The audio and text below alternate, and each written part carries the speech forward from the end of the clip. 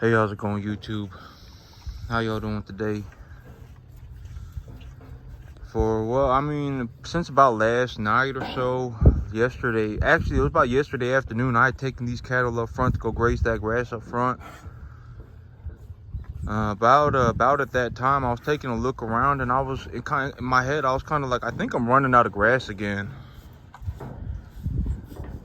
Right now, when I take a look at these cattle, their behavior, they're just kind of standing up here asking for food instead of going around grazing. I think that they're having a little bit of a difficult time getting grass. And I remember yesterday I just kind of walked around and took a look at the grass, and I was like, I think the grass is under 3 inches at this point. It ain't down to the dirt yet, but it is under 3 inches. And so I think right now what I need is some water. I need some rain. It's just been so dry. I think for the month of April, maybe we got like 1.5 inches of rain, and that's it. And so I don't think that this is gonna be something to solve with fertilizer. What I need right now on this field is some water. I need some water on this field right now. In my mind, I'm kind of debating if I would like to put some extra grain in front of these animals, or maybe I'd go well, I don't really want to buy hay. I don't want to buy hay when they're at these prices, because if I was gonna buy hay, I may as well just buy grain. Because well, sometimes I can find a good deal on hay, but then I got to go down to the silage farms, and that's about a 45-minute drive, so about a 1.5 hour drive there and back. And sometimes they got hay over there for $75 a bale. And those that area of Central Texas, they have a lot of silage farms over there, a lot of grass farms, and so they grow some good hay over there. But yep, I still don't really want to be buying well, I mean, if I found a real good deal on hay, you know, my trailer, I could go and I could pick up 3 bales. So I mean, yep, if I could find some real good hay, maybe I mean, I'd be more willing to bring it in if it was close and if it was of good quality. I'll keep an eye on the hay market to see if I can find a good deal on some hay. But I ain't gonna be paying $150 a bale. If I'm gonna pay $150, $160 a bale, I may as well just go and buy grain, right? Yep, I think these animals are running out of grass. The weather, the cold front that was supposed to be, or the cold front that is gonna be here this evening, up and through tomorrow evening, the weather forecast changed. It's gonna drop the temperature to 44. It originally said 48, but it's gonna drop the temperature down to 44. And I've been watching the weather, and this says next week there's gonna be another cold front, and it's gonna drop the temperature down to 48 too. And so if something like this happens, where it says the forecast says it's gonna be 48, but then it changes to 44, even at 48, I'm gonna have a lot of problems with the Sudan grass. So I gotta wait another week. We got another pretty severe well, it ain't gonna be severe.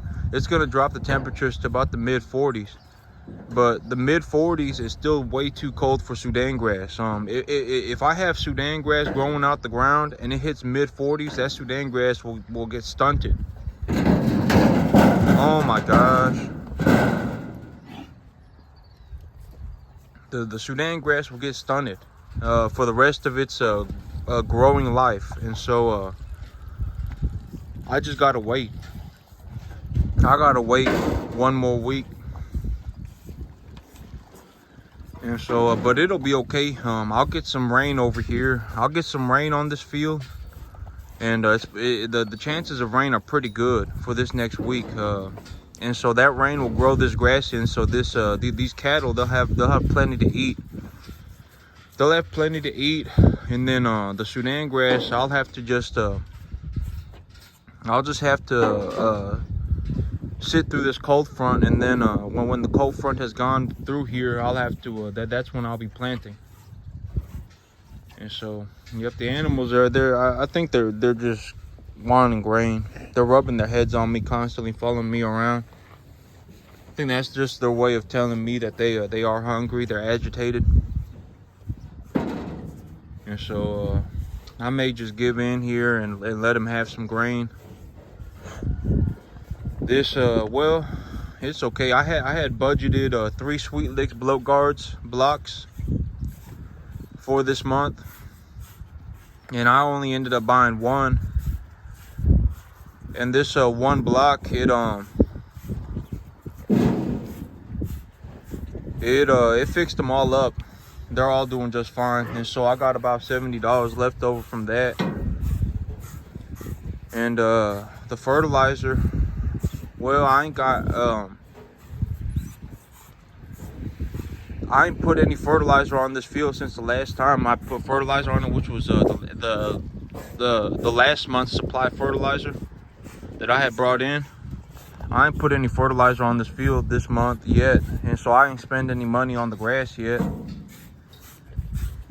And in all honesty, well, I may spend a little bit of money towards the end of the month to get the grass fixed up.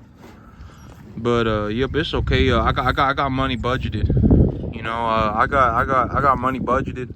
I got about $150 budgeted for the grass here to fertilize the field, and I have about $70 left over from the medication that I was gonna buy that I didn't quite get. And so that's a $200 right there. That's $220, and $220 will buy me a half tonnage of grain. And if I brought in a half tonnage of grain, I could feed these animals a good bit more grain for a few days until this rain starts up. And so, yep, I always say plans are for direction, not perfection. The where I don't want to be is like sitting there with a brand new pair of shoes and a brand new t-shirt, and then I look at my field and I go, man, I need $200 to fertilize my field, and I don't have the money, right? That's just where I don't want to be. And that's my big reason for budgeting. It's because, well, I want to make sure that my assets are covered before anything else. Like if I'm gonna go and buy a new pair of shoes or something, I better make sure that everything else is completely good to go. Like my field has fertilizer on it, and you know, I got myself these boots. You know what I'm saying? I bought these boots about 3-4 months ago, and a brand new pair of boots. That's gonna, nowadays, I mean, a brand new pair of boots costs like $150. And so the cost the amount of money that it would have taken me to fertilize my entire field is what it would cost me to buy a pair of shoes. And so I want to make sure that I fertilize my field first before I go and buy the shoes. And that's my big reason for budgeting. To make sure that I have the money to do what I need to do before I go and do something like, you know, something kind of, if I could, you know, I just got to make sure I budget for it. That's the thing, right? And so if I may actually just give in and get these animals some grain, because the grass is kind of short. It ain't down to critical levels. Like it ain't down to a point where I'm like, man, I need to go and bring in forage as well as grain supplies. I mean, it ain't like at a critical level yet. When it's at a critical level, I'll know, because the cattle will legitimately have grazed it all down to the dirt. And there's still about I would say the grass right now is oh man, well, I would say it's somewhere between 3 to 5 inches tall. And so the cattle, well, maybe I'll go in and I'll bring in some some grain. I've been thinking about it. I thought about it yesterday afternoon while they were grazing the front field. I was like, maybe I need to be giving these animals a little bit more feed. But these animals, they also just, I think that they just kind of know that, well, let's just be honest, the grain tastes real good is what I'm guessing for them. And so they're always gonna ask for the grain. I mean, like, these animals, they're not skinny, right? They're not like starving in any way. They're not like dying for food. And so I think that there is also I gotta be the one who gauges it, because just because they ask for it doesn't mean that they're gonna get it right. Because grain is expensive. Grain is very expensive, and I really only give them grain because I think that I give it to them like a treat. You know, I don't give it to them so I can just feed them grain their whole life. And so I give it to them like a treat. And it's very expensive. If I was gonna bring in 1 ton of grain, I could fertilize my entire field for 3 months. 1 ton of grain will cost me about $430. It'll cost me about $430 for a tonnage of grain, and I could fertilize my whole field for 2 months with that much money. And the grass, I get way more grass than I do. I get way more than 1 ton of grass for $400 of fertilizer. And so, yep, I don't want to be just constantly feeding animals grain or forage or anything like that. And so, yep, I gotta gauge it for myself. I gotta see if these animals really actually need grain, or if they're just asking for it because they want to eat it. But I've been taking a look around at the market and looking for a baler. And I'm thinking right now, well, it depends on what I find, but I think I'm gonna be more likely to buy a small square baler than I am a large round baler. But I'll have to see what I'm able to find. If I find a real good deal on a large round baler, I'll buy it. But my thing about the small square baler is that a small square baler, I can get a real good one for $5,000. A real good one for $5,000, and the used market prices on just a decent square baler is about $2,500. And so if I were gonna buy a square baler, and I were gonna buy it at pretty much any given time here between now, I guess, and the next few years or so, or whatever, if I was gonna be in the market looking for, and I had $2,500, I could buy a good square baler. I could buy a good one. It wouldn't be it wouldn't be a $5,000 square baler. A $5,000 square baler would be significantly better. But a $2,500 square baler, $2,500 is what most people pay for a good, functioning, zero problem old square baler. Is about what people pay for something like that. And that's like essentially, quote unquote, a full price for a used square baler. And so if I had $2,500, or excuse me, if I was willing to pay $2,500, I could buy a square baler at pretty much any given time, a good one. And so my thing right now is that I take a look at it. I look at it like a fisherman. I know my bait is good, and I've made time to do this. So now all I got to do is wait. What I'm waiting for is the big fish. I'm looking for that good deal.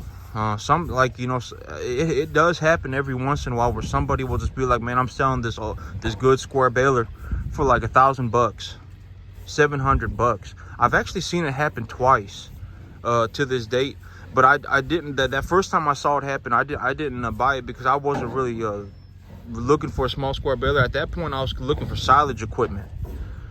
And so I remember seeing it, and I was like, "Oh man, this is a good deal." And that baler was actually on the market for like 2 weeks. I remember just looking at it, daily for like 2 weeks, and I was like, oh man, this is a good deal. But I didn't buy it because I was looking for a round baler. And so I know that if I just wait, you know, like I know that I know the market, and I know what I'm looking for. Now all I got to do is wait, and I have plenty of time, right? Like the earliest I'd be cutting hay, January, February, March, April, May, June. With the delays that are happening right now, it looks like I won't be planting until about the 3rd week of April. And April, May, June. So I'll be cutting hay somewhere around June. Is more than it's going to be what's happening.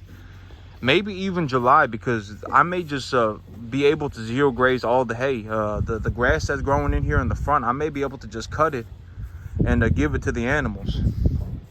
And so what may actually end up happening is that I may just feed all the grass that I grow to the animals. And then in July, when I sell the animals, I may cut the hay then to sell the hay. To sell the hay, because I won't need it, right? Or I mean I guess I would need it come October.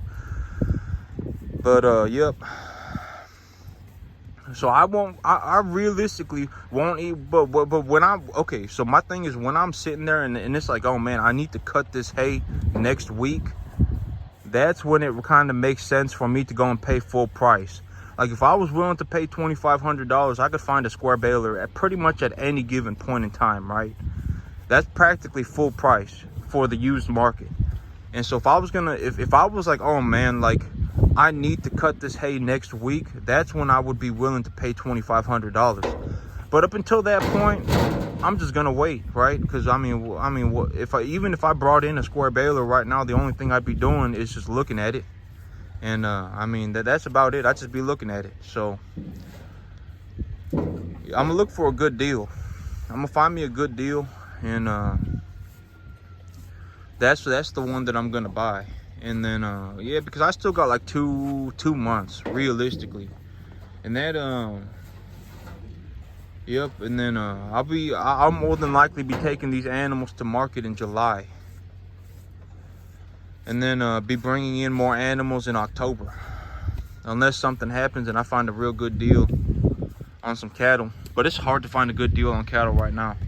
As of today, it's very hard to find good deals on cattle. And so yep, and that'll be okay. Yep, I want a square baler. I want a square baler because, well, okay, so I fed oh, I thought this was Buddy rubbing his head up on me constantly, but it's actually Strawberry. But the last time that I fed square bales, it was a alfalfa. And the thing that I realized about square bales is that there is almost zero waste, because square bales, they flake apart, and so there's almost zero waste on them. And so if I had a choice, I would rather package square bales than round bales. Because even if they're only 50-60 pounds, I could just carry you know, 2 of them out here. I could just and then just feed the animals the square bales instead of flaking them apart. But that's one thing that I realized about square bales, is that very, very, very minimal waste. Round bales, I mean, they go all over the place. The cattle pull them apart, and they go all over the place. There's hay all over the ground, and so a lot of it gets wasted. But square bales, very, very, very, very minimal waste. And so that's one of my big reasons for looking for square bales. And a small square baler, yep, I like a small square baler just because it's easier to run on small property.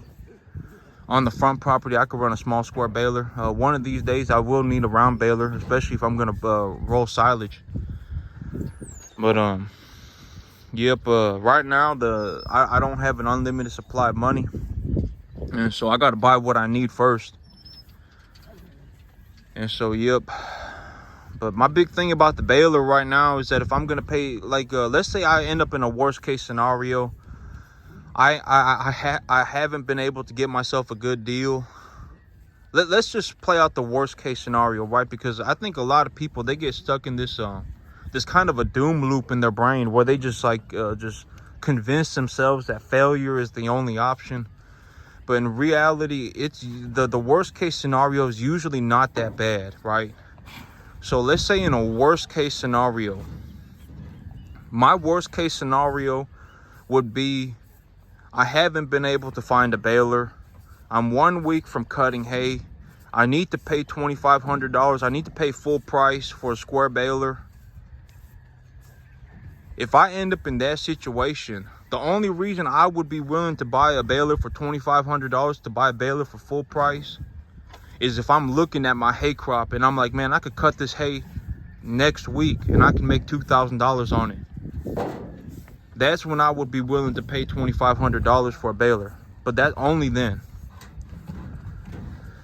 And so that's what I see as my worst case scenario. Because I mean, like, to think like, oh my God, like, what if I wake up in 2 months and people just have nobody here is growing hay anymore and everybody has given up eating beef.